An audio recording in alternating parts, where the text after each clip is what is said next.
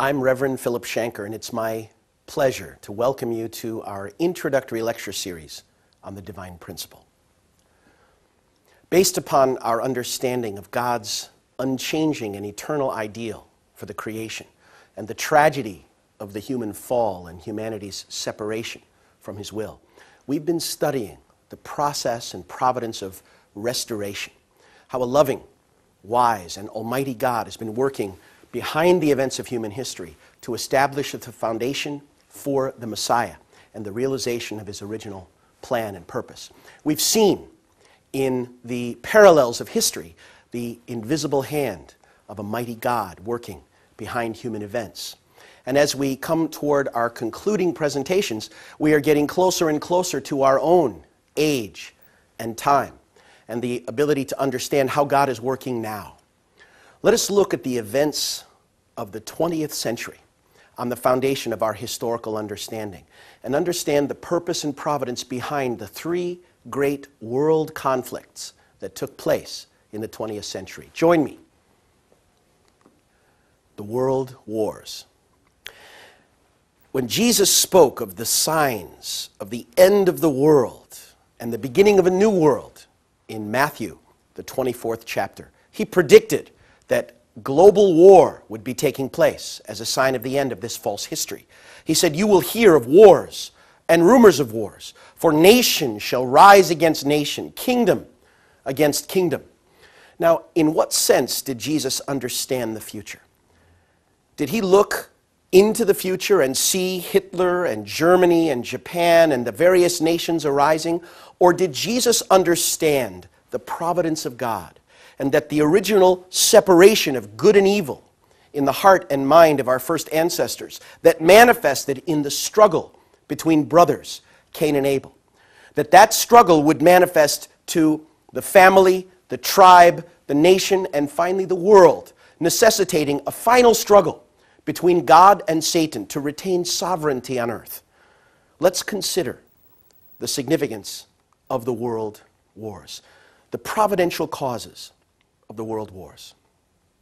Now, from an external standpoint, wars break out due to such factors as conflicts of political or economic interests, struggles over land or people or sovereignty, and clashes of ideology. Yet these are merely external causes. There are also internal causes of wars that are connected to the providence of restoration. What are these internal, providential causes of world wars? First, world wars have resulted from Satan's last desperate struggle to preserve his sovereignty. This is the reason why the Bible maintains that prior to the coming of Christ, the Antichrist will come. Satan, who struggles to retain control and dominion, who sees God working according to the principle to advance His providence, struggles to establish. Evil is in the subjective and dominant position, and evil always strikes first. Secondly, the three world wars have occurred in order to fulfill a worldwide indemnity condition to restore the three great blessings. Humanity is to realize the kingdom of heaven by fulfilling the three blessings.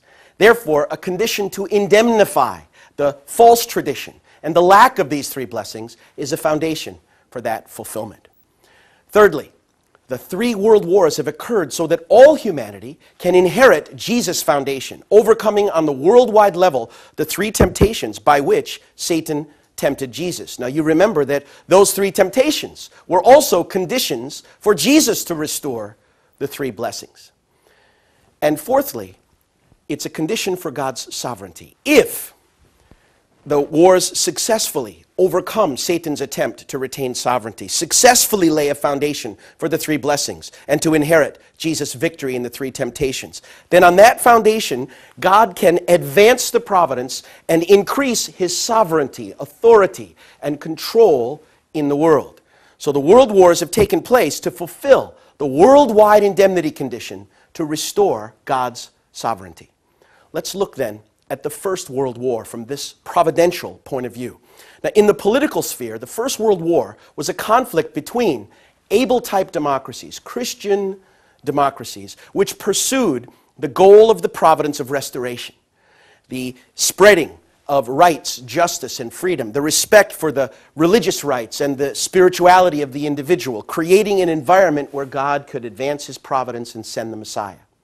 So a struggle between these able-type democracies and authoritarian states where more Cain-type democratic ideals were thriving.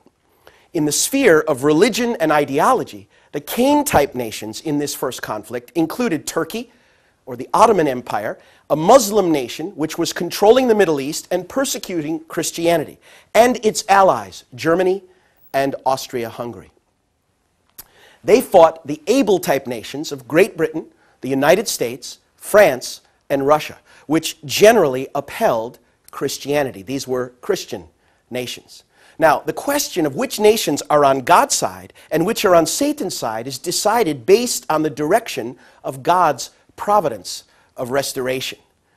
Those who are in line with the direction of God's providence or acting in concert with that direction, even indirectly, are on the side of God, while those who take an opposing position are on the side of Satan. So in other words, to place a nation in the position of Abel or Cain, representing God's providential work to restore the kingdom, or Satan's effort to stop the advance of that kingdom, is not decided based on whether France has more good people than Germany, or whether Russia's heritage and history is a better one than Austria-Hungary. It's based upon the ideology and the political movement, whether it can serve the advance of God's providence. So what serves God's providence? Christian democracy. The ideals of Christianity as a foundation for rights, freedom, justice, and belief in God. And the democratic foundation to restore an environment where the Messiah can come and be respected and received. Therefore, nations that oppose that can be used as an instrument of Satan's side. Now, let's then consider the role of each of these powers and the positions they took. In the First World War, the Allied powers, led by Great Britain, the United States, France, and Russia, were Christian nations. Moreover, they had been fighting to liberate Christians who were under the persecution in Turkey. Thus, they stood on God's side. Now, let's be clear. United States, Great Britain, and France were Christian democracies, and thus they could stand in the position of being used as instruments of God's providence. Now, Russia began this period as a Christian nation, but its political system was a corrupt and rather despotic Tsarist monarchy. Therefore, it is for this reason that Russia could not stand in that position and was ultimately invaded through the revolution which brought down the Tsarist leadership and established communism. Now, communism as an atheist and materialist ideology that opposes the development of spiritual life and belief in God could not then allow this nation to stand as an able nation in the providence. So the year in which the revolution took place and Russia became the first communist nation, you can see that the leadership immediately began to negotiate a peace treaty with Germany and pull out of the war. And it was in the same year of 1917 that the United States reluctantly entered the war. So in this way, there were never more than three nations. First, at the beginning of the war, Russia and Great Britain and France. And by the end of the war, the Allies, the Allied powers, were based on the three Christian democracies of the U.S., Great Britain, and France. You'll see a reason why three nations on God's side stood opposing three nations of the Central Powers representing Satan's side. The significance of three nations and these positions will be discussed in a moment. So now Germany, Austria-Hungary, the leading Central Powers, supported Turkey, a Muslim nation which was persecuting Christianity. Therefore, together with Turkey, they stood on Satan's side. Now, in addition to the Ottoman Empire and the Austro-Hungarian Empire, Germany was under the leadership of Kaiser Wilhelm. Now, Kaiser is the German word for Caesar, and Wilhelm did have ambitions of creating a global empire, pan-Germanism, world hegemony, and had set himself up as a model or ideal man, in a way, an imitation of the first blessing. Now, if the Central Powers had been successful in World War I, without question, the providence of God centered on the advance of Christian democracy and freedom and rights and justice in the world would have been impeded. What were the internal causes of this first global conflict. First of all, the war had to take place to fulfill the worldwide indemnity condition to restore God's three great blessings at the formation stage. There should appear, at the end of fallen history, an unprincipled world which has realized a distorted outward form of the three blessings at the formation stage, an attempt by the sovereignty of evil to establish control and retain it in advance of God's providence. This is the significance of the rise of the Kaiser, his goal of pan-Germanism, and his desire for world hegemony, which would have blocked the advancement of God's providence. Now, God's side should then prevail over this unprincipled attempt to fulfill this global indemnity condition. Now, second, the First World War took place in order to have people on God's side collectively overcome Jesus' first temptation on the worldwide level. By prevailing in his first temptation in the wilderness, Jesus was able to recover the foundation to restore the perfection of his character.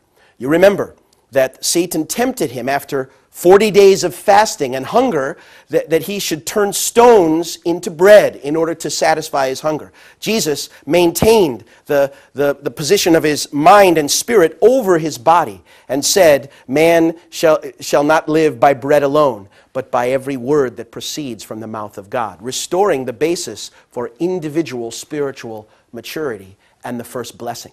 Likewise, by prevailing then in the First World War, God's side laid the foundation for Christ's return. This was the basis for Christ to be born and grow to perfect his own individual character. Now, the third providential cause of the First World War took place in order to lay the formation stage foundation for the restoration of God's sovereignty. Democracy, which arose as the final political system to pave the way for God's ideal, with the mission to restore God's sovereignty.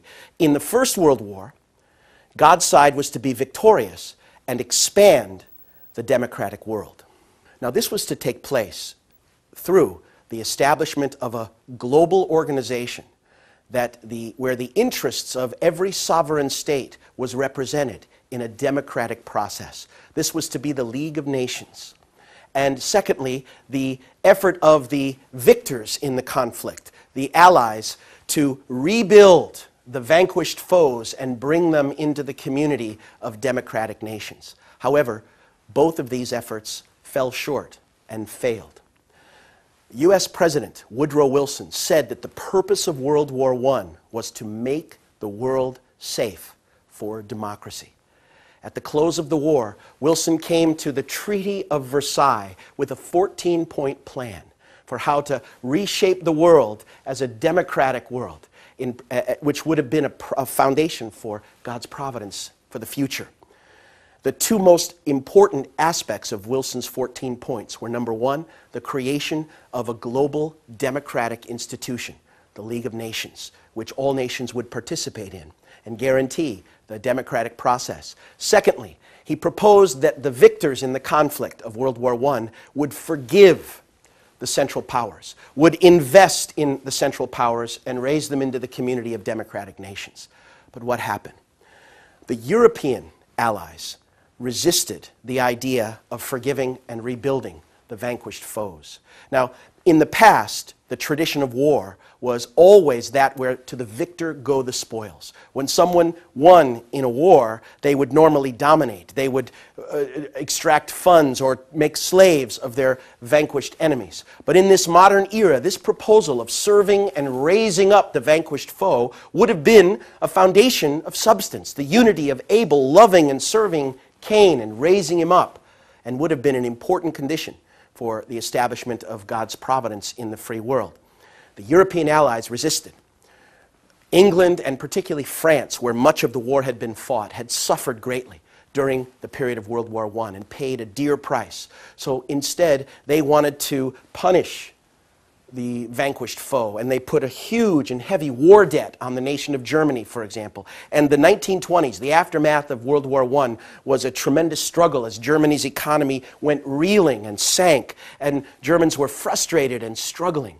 It was in the midst of that situation that a leader arose who appealed. His name was Adolf Hitler. He appealed to German national pride, the injustice of the situation, the struggle that they'd been through, and the possibility of restoring German dominance, and thus was able to ride the wave of struggle and resentment to power and establish the Nazi leadership in Germany. This was a tragedy. Then what about the League of Nations? Well, the Treaty of Versailles approved the League of Nations, but when President Wilson returned home, the U.S. Congress, led by Henry Cabot Lodge, the head of the Foreign Relations Committee in the Senate, opposed the idea, didn't want to get involved, and so America rejected membership in the League of Nations, which soon became irrelevant and fell apart.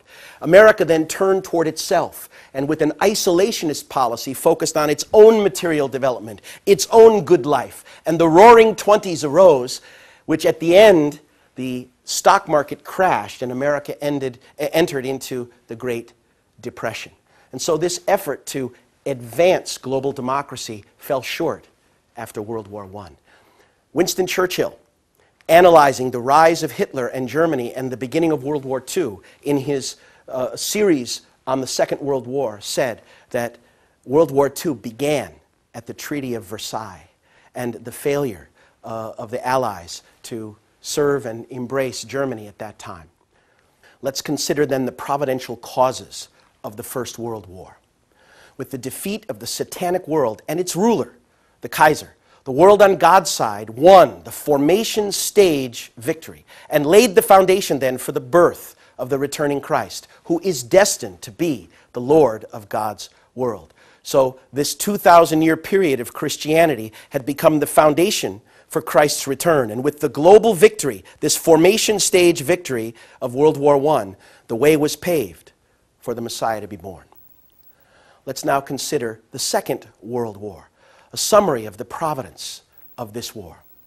In the Second World War, democracy, while standing upon the formation stage victory attained in the First World War, defeated fascism and secured victory at the growth stage. Let's consider the nature of fascism. Fascism, of course, denies the fundamental values of modern democracy, including respect for the individual and his basic rights, freedoms of speech, the press and association, and the parliamentary system. Thus, it's obviously an instrument of Satan's side, which can block the advance of the democratic ideal as a foundation for the kingdom. Now let's consider then the providential roles of the various nations that represented God's side and Satan's side. At the very beginning of history, in the Garden of Eden, it was due to the false relationship of three individuals that Satan established a false world. The fall of Adam, Eve, and the archangel became the basis that God's three great blessings were not realized. These three individuals united in a false way and became the basis for a fallen history. Therefore, in the restoration of the three blessings, there necessarily have to be three actors taking these respective roles. Now, in the garden, on the family level, it was three individuals. But now on the world stage, three nations take these positions. So during the Second World War, three nations on God's side represented Adam, Eve, and the archangel as a foundation for God's providence and advancing his will. They led the fight against three nations on Satan's side, which also represented Adam, Eve, and the archangel. Now, the victory of the nations on God's side would make a growth stage indemnity condition for the restoration of the three great blessings. Satan, who was aware of this providence, took the lead by mustering the three nations representing Adam, Eve, and the archangel on his side and had them attack the three nations on God's side. Remember, Satan is in an aggressive, dominant position, and the principle of Antichrist refers to the fact that Satan will always work in advance of God's providence to retain his sovereignty. And so World War II, like World War I, arose because Satan's side attacked first. Let's consider these providential nations. The United States as a masculine type of nation and the initiating or subjective force of the Allies represented Adam on God's side. Great Britain as a feminine type of nation represented Eve on God's side. France, in a supporting role and as a mixed type of nation, represented the archangel, on God's side. Now, on Satan's side, Germany, which was in the dominant and aggressive leadership position, and as a masculine type of nation, represented Adam's position. Japan, in an objective role, and as a feminine type of nation, represented Eve. And Italy, in a supportive role, as a mixed type of nation, represented the archangel. Now, in the First World War, we can similarly see that the United States, Britain, and France had represented God's side. At the same time, it was Germany, Austria-Hungary, and Turkey that had taken these positions on Satan's side. But there's one historical puzzle here. The Soviet Union, which was a nation now clearly on Satan's side, participated in the Second World War as part of the Allies, on God's side. Now, how was that possible providentially? When the prevailing social order obstructs the formation of new societies, including those that would further Satan's goals, then you'll see even cooperation between Satan's side and God's side to destroy it. In this way, the Soviet Union in the Second World War joined forces with the nations on God's side to destroy fascism in order that it might quickly advance and build up a communist empire, the communist world. Consider how that was done. Actually, the Soviet Union under Stalin made a secret deal with Hitler prior to World War II, the division of Poland, which helped to initiate World War II. And at the end of the war, the only nation that actually was a victor, expanded its territory and got result was the USSR, which could quickly expand on the foundation of the treaties after World War II. In this way, we could see how the Soviet Union used this opportunity to expand the foundation for global communism. Now let's then consider the providential causes behind this Second World War. First, the war broke out to fulfill the worldwide indemnity condition at the growth stage to restore God's three great blessings. Again, at the consummation of history, there will surely emerge an unprincipled world which has realized defectively the outward form of the three great blessings now at the growth stage. Satan's second attempt to establish a false ideal, retain control of the world, and block the advance of God's providence. This is the significance of the arising of Hitler, who saw himself in many ways in a position like Jesus. Copies of the Bible in Germany replaced with Mein Kampf, My Struggle, his own biographical, and also his focus upon the expansion of the master race, the Germanic people, and his goal of world conquest. This was Satan's second attempt. Now, God's side should prevail over this unprincipled attempt by fulfilling this worldwide indemnity condition at the growth stage.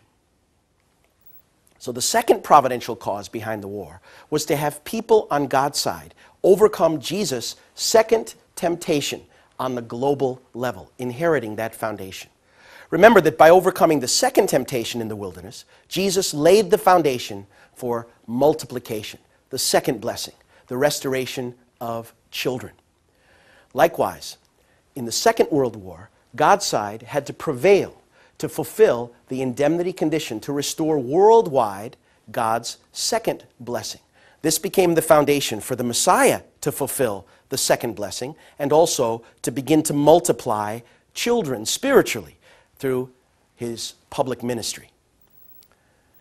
The third providential cause behind the war was to lay the growth stage foundation for the restoration of God's sovereignty. Once again, having overcome Satan's second attempt to retain sovereignty and laid the foundation to restore the three great blessings at the growth stage, now God's providence could advance and the foundation for a Christian, God-centered, democratic world could advance. This took place through the establishment of the United Nations, which restored the failure of the League of Nations. It's an interesting side note that Henry Cabot Lodge Jr., who was one of the strongest supporters of the United Nations and became one of the early U.S. ambassadors to the United Nations, was the grandson of the very man who had opposed America's involvement in the League of Nations, his grandfather, Henry Cabot Lodge. In addition, the Allies also accomplished what the Allies had failed to do after World War I. They turned toward their vanquished enemies, Germany, Japan, and Italy, and invested in them and raised them into the community of democratic nations, establishing them as some of the strongest allies in the current democratic world. Now let's consider the providential results of the Second World War. The age for building a new heaven and a new earth under the leadership of Christ at the Second Advent had now begun as the ministry began to advance. That's why throughout the world many Christians began receiving revelations concerning the return of Christ, and God's spiritual works began occurring throughout the world. Now let's consider the Third World War. The divine principle was written in the midst of the 20th century. That's when it was first written down. And now, after many years have passed, we can see its prophetic insight. We're going to present what was written down in 1958 in the first volume of the Principle, and its discussion of the coming Third World War and the world to follow, to see how powerfully it recognized and revealed the process of God's providence. Is the Third World War inevitable? At the consummation of human history, Satan's side and God's side will struggle, until each one can attain sovereignty over the world. That's their competing desire. This is why the democratic world and the communist world stood confronting each other at the latter part of the 20th century as a result of this providential struggle. Consequently, it became inevitable that there would be wars. First to divide the world and then ultimately unify these two worlds. The First and Second World Wars had the providential purpose of dividing the globe into democratic world and communist worlds. At the close of World War II, the world rapidly divided into two camps, and every nation was either part of one or the other, or a third world nation which was forced to ally with one or the other side. Afterward, another third conflict must take place according to the principle to bring about the unification of these two worlds and the foundation for the kingdom of God. This conflict is the Third World War. Now, from the view of the principle, it was inevitable that that Third World War would take place. However, there were two possible ways it could be fought, and this was discussed in 1958 when the principle was written down. In other words, the providence of God's will to establish a third world conflict was absolute, beyond human influence. But how it was going to take place was depending upon the actions of men, human responsibility. One way to bring Satan's side to surrender is through armed conflict. However, the ideal world can never be built merely by defeating enemies in battle. After such conflict, they must be brought to submission internally through love and service and investment, so that everyone can be reconciled and rejoice sincerely from the bottom of their hearts. After World War I, the democratic world couldn't advance simply by the defeat of the Central Powers. There had to be this condition of rebuilding that would have made it advance. That was the key to the advance of democracy after World War II from the principle's point of view. So, the other way, however, that this war could be fought is a wholly internal and ideological conflict without the outbreak of armed hostilities. By which of these two ways will the Third World War actually be fought? It depends upon the success or failure in carrying out the human portion of responsibility. This, the prediction of the principle at that time. Now, the summary of the providence of the Third World War. The Third World War was to be the final global conflict in the providence of restoration. Now, in fact, even though it was primarily a Cold War, the regime of communism around the world cost more death and bloodshed and human suffering than both World War I and World War II combined. 35 or 40 million died in Russia under Stalin. Perhaps 60 to 100 million died in China under Mao Zedong. The tragedy in Cambodia and elsewhere around the world. However, the second summary of the providence of the Third World War, through this war, God's goal was that the democratic world would bring the communist world to submission and build, therefore, the ideal world. During the Third World War, God's side is to found the perfect Abel-type view of life based upon a new truth, a third reformation, a spiritual renewal in the free and democratic world, and establish the completion stage level of world democracy. So it's not enough that the communist world was overcome and the Cold War was ended. Now, in the free and democratic world, a spiritual renewal is absolutely necessary. Consider the United Nations, which was founded as an instrument to advance the providence of democracy and pave the way for God's kingdom, has become ineffectual as a tool of peacemaking, struggling, racked by scandal, although supporting worthy and humanitarian causes, also dominated by national self-interest and many other problems, and it's been ineffective in expanding the foundation for peacemaking in the world. Meantime, we see the narrow-minded and fundamentalist members of the world's faiths are confronting each other. Terrorism and global conflict for those who want to articulate only their own narrow religious view. This leads some to conclude that there will be an inevitable clash of civilizations. And then look at the free world, the decline of morality, the breakdown of the family, confusion in our value systems, the struggle and difficulty of young people, and all that's taking place. This can only be solved through a new, third, spiritual renewal, religious reformation through the new truth, to strengthen the family, to clarify the foundation of morality, ethics, and value, to lift religious leadership beyond their own narrow sectarian interests and see a global view, the universal values which are being pursued by all humanity, to renew the United Nations. And you will see that those who understand the divine principle and who are working representing its goals and interests are doing just that, working for renewal at the United Nations, working for interreligious dialogue and harmony, working to bring peace in the Middle East through reconciliation, dialogue, and understanding, working to rebuild and bring blessing to the family and lift up young people in the world. This is the direction that must be taken now as a result after the Third World conflict. God's side must then guide all humanity into one unified world. So the providential causes behind this Third World War: first, the war had to take place to fulfill the worldwide indemnity condition at the completion stage to restore God's three great blessings. At the consummation of human history, there would absolutely emerge an unprincipled world with the pretense of having restored the three great blessings at the third stage level. Satan's third attempt to retain sovereignty.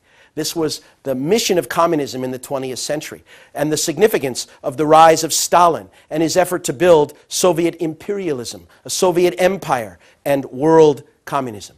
By prevailing over the satanic world, God's side is responsible to fulfill the worldwide indemnity condition at the completion stage, to restore the world of the three blessings centered upon God. Second, the Third World War has to take place to have people on God's side overcome Jesus' third temptation on the world level. Remember, by overcoming the third temptation in the wilderness, Jesus established the foundation to restore dominion over creation. He resisted Satan's offer for control over the kingdoms of the world, restoring the basis for a godly dominion. Likewise, in the Third World War, God's side must win to restore all humanity's dominion over the entire universe. This will be realized through the sovereignty and success of God's third Adam, the Messiah. Then, thirdly, the Third World War has to take place to lay the completion stage foundation for the restoration of God's sovereignty. Satan's three attempts to retain dominion have been vanquished. The foundation for the three blessings and Jesus' three temptations to be restored has been made. Now God can advance his sovereignty and realize the kingdom. God's side must be victorious in this conflict, destroy the communist world, and return all sovereignty to God. The providential results of the Third World War: God intends to restore through indemnity the entire providence, which was prolonged to this third stage, by winning victory in all three of these world conflicts, which belong to the final chapter of providential history. The providence of restoration can be completed only after fallen people restore their heart toward God through God's life-giving word and inherit God's lineage. The victories of God's side in these 3 world wars will make possible the realization of God's ideal world, for which he has labored with unremitting tears over the centuries of human misery. We have been able to see at the close of the 20th century the end of communism, the foundation for the realization of God's ideal. In our final presentation, we will look at the second coming of the Messiah, the return of Christ, and answer the question, how is God working in our own age and time? Thank you for your kind attention. God bless.